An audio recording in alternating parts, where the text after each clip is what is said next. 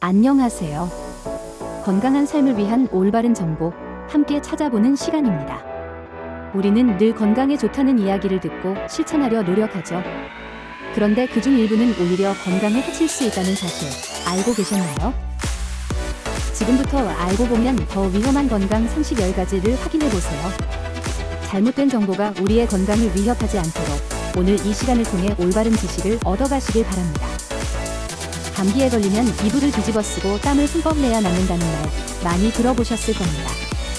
하지만 열이 날 때 억지로 땀을 내면 체력만 더 떨어지고 탈수 위험까지 높아질 수 있습니다. 충분한 휴식과 수분 섭취가 감기 회복에 훨씬 중요합니다.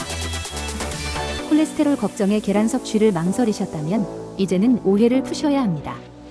계란 속 콜레스테롤은 혈중 콜레스테롤 수치에 큰 영향을 주지 않는다는 연구 결과가 많습니다. 오히려 계란은 고단백 슈퍼푸드로 인정받으며 다양한 영양소를 풍부하게 함유하고 있습니다. 흰쌀밥이 건강에 좋지 않다는 인식이 많지만 무조건 나쁘다고 단정할 수는 없습니다. 물론 과잉 섭취는 피해야겠지만 흰쌀 자체가 나쁜 건 아닙니다. 적당히 먹고 반찬 구성을 조절하면 충분히 건강하게 즐길 수 있습니다. 중요한 것은 균형 잡힌 식단입니다. 고기를 무조건 피하는 것이 건강에 좋다고 생각하는 분들이 많습니다. 하지만 단백질이 부족하면 면역력이 떨어지고 근육 손실까지 생길 수 있습니다. 특히 중장년층은 근육량 유지를 위해 일정량의 단백질 섭취가 필수적입니다.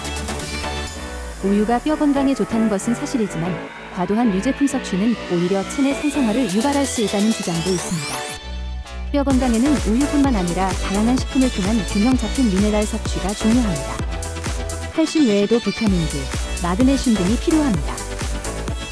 식사 횟수는 개인의 활동량과 건강 상태에 따라 달라질 수 있습니다.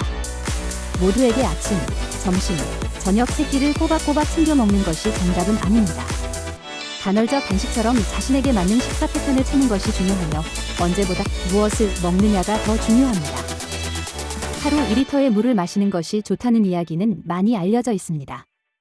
하지만 정해진 양보다 중요한 것은 갈증 신호에 귀 기울이는 것입니다. 신장 질환이 있거나 수분 대사에 문제가 있다면 오히려 과한 수분 섭취가 해가 될 수도 있으니 주의해야 합니다. 수면은 너무 적어도 문제지만 지나치게 많이 자는 것도 건강에 좋지 않을 수 있습니다. 과도한 수면은 우울증이나 심혈관 질환 위험과 연관된다는 연구 결과도 있습니다. 성인에게 가장 적당한 수면 시간은 7-8시간으로 알려져 있습니다. 건강을 위해 매일 운동하는 것이 좋다고 생각할 수 있습니다. 하지만 근육도 회복 시간이 필요합니다. 매일 무리한 운동은 오히려 몸에 독이 될 수 있으며 부상 위험도 높입니다. 적절한 휴식까지 포함된 것이 진짜 건강한 운동 루틴입니다. 과유불급이라는 말이 비타민 섭취에도 적용됩니다. 특히 지용성 비타민은 체내에 쌓이면 독이 될 수 있습니다. 필요한 영양제는 전문가의 상담을 통해 자신에게 맞는 종류와 꼭 정량만 섭취하는 것이 중요합니다. 무분별한 섭취는 피해야 합니다. 건강은 정보의 싸움입니다. 잘못된 상식에 휘둘리지 않고 정확하고 검증된 지식을 선택하는 것이 중요합니다. 오늘 알려드린 내용들이 여러분의 건강한 삶에 작은 도움이 되었기를 바랍니다. 이 영상이 유익하셨다면 좋아요와 구독 부탁드립니다.